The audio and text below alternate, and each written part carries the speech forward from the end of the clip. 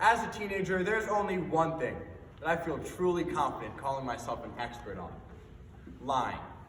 Come on, you really thought I was going to talk about tax law for 10 minutes? No, I lied. Something that I do quite often and quite well.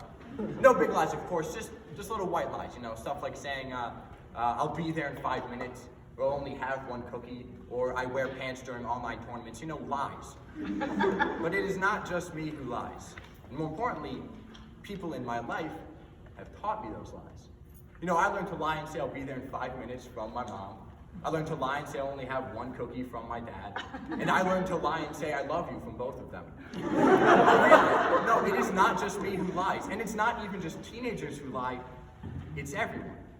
You know, from children to parents to Democrats to Republicans to any judge who doesn't give me the one. Everybody lies. Yet for something so common in the world around us, lying is dangerously unobserved. So let's observe it. First, by looking at the neurological processes behind lying. Then, by analyzing the ethics of lying. And finally, by taking a deep dive into the dystopian dumpster fire that is our world, and looking at all the lying around us. So what exactly is lying? Thanks, that's my speech. I'm kidding. Lying is a lot more complicated than it might first seem, because lying is all in your head. And I mean that quite literally. This is a diagram of your brain. Now ignore this stuff, it just does like vision and memory, the stupid things. This is your frontal lobe. Your frontal lobe is in charge of all of your voluntary thoughts and actions. But more specifically, this is your prefrontal cortex. Your prefrontal cortex is in charge of your complex thoughts, your complex actions, and most complex of all, lying. And I really do mean most complex of all, because lying requires a multitude of skills that we only get as our brains develop when we age. The first of these skills being deontic reasoning, the ability to understand rules as well as the consequences for breaking them. For example, if my parents asked me where I was Saturday night, I know that I can either lie and say I was practicing my speech for the important state tournament, or I can tell the truth and admit that I was at a party. I'm kidding, speech kids don't get invited to parties. But I know that admitting that to my parents would get me grounded for eternity. The next important skill is the theory of mind, which is the ability to understand what someone is thinking and then predict what they'll think next. Sticking with the same example, if I really did tell my parents I was at a party, I know that they just simply wouldn't believe me. Because, you know, with a new COVID variant and, you know, cases rising, my parents know that I still don't have friends. But both of these things, deontic reasoning and the theory of mind, are crucial in allowing us to lie. Because again, lying is so hard for us to do. I mean, just think about it this way. When we tell the truth, we simply recall what happened and say it. But when we lie, we have to recall what happened, use deontic reasoning to figure out if we have to lie, formulate a lie, use theory of mind to know if our audience will accept that lie, revise that lie, and then say it. So now that we know how we lie, when should we lie? Well, quite a few philosophers have had quite a lot to say about that, and once you get it, the philosophers are actually disagreeing. One thing, however, that they do agree upon is that there are two main types of lying. Lying for the benefit of yourself, and lying for the benefit of others. Their difference in opinion boils down to whether either of those lies are ethical. If you ask German philosopher Immanuel Kant, he'd say that neither is ethical. See, Kant believes in what's called the categorical imperative, a moral obligation to always do what's right. And any deviation from this imperative corrupts your character. And once you guess, but lying is one of those deviations. As he himself puts it, a lie is a lie, and in itself intrinsically evil, whether it be told with good or bad intent.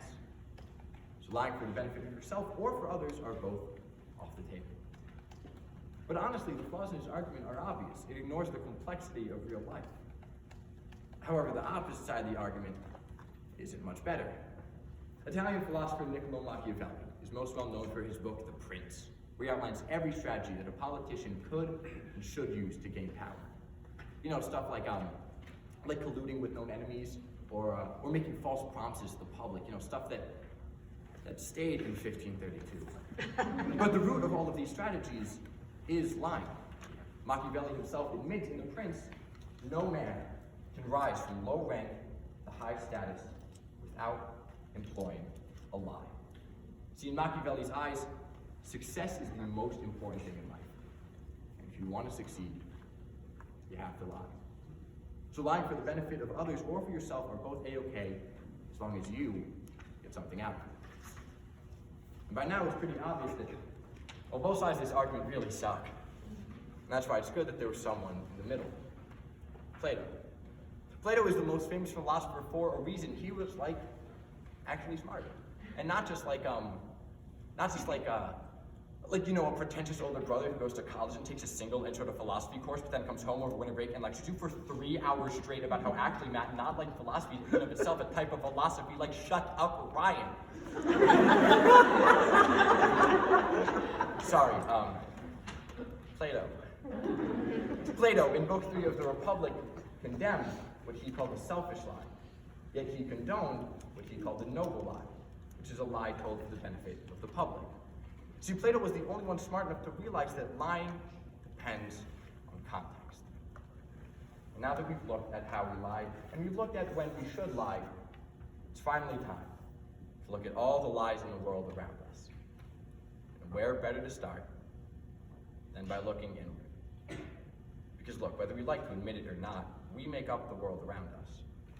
And that means that we make up the lies around us. So then why do we lie?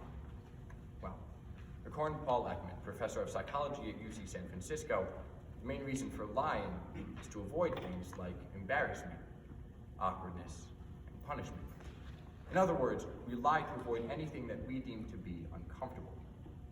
Now keep that in the back of your minds when I tell you that a study at the University of Massachusetts Amherst found that in a 10-minute conversation, 60% of participants will lie at least once. Put them together and you see that we lie about what makes us uncomfortable, and we lie about ourselves. Kind of paints the picture that we're uncomfortable with ourselves. And that is not just speculation.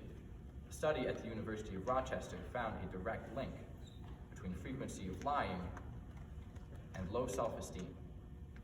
When we lie and say things like, "I'll only have one cookie," it's because we don't want to admit the truth that sometimes we have a hard time with self-control. When we lie and say things like, "I'll be there in 5 minutes," it's because we don't want to admit the truth that sometimes we have a hard time with time management. And on a more serious note, when we lie and say things like, "It's fine," "Don't worry about it," or "I'm okay," it's because we don't want to admit the truth that sometimes we have a hard time just getting through the day. People don't lie because they want to. They lie because they feel they have to in order to be the person that they want to be. Now, as for the rules of info, I'm not allowed to give my opinion on lying. That's literally in the rules. I can't say that I want you to stop lying, but honestly, even if I could, I wouldn't.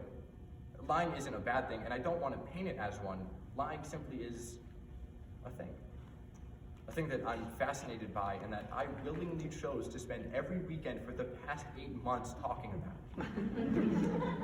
But if you wanted to lie, which again, I would never encourage nor discourage, if you wanted to stop lying, it would come from accepting yourself and accepting your flaws and accepting your truths.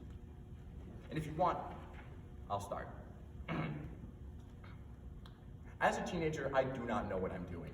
I don't know what the next 10 years or 5 years or 1 year is going to look like. I don't know what classes I want to take last year, what college I want to go to, or what I want to major in, and honestly, I am terrified. There is, however, one thing that I feel truly confident calling myself an expert on: lying.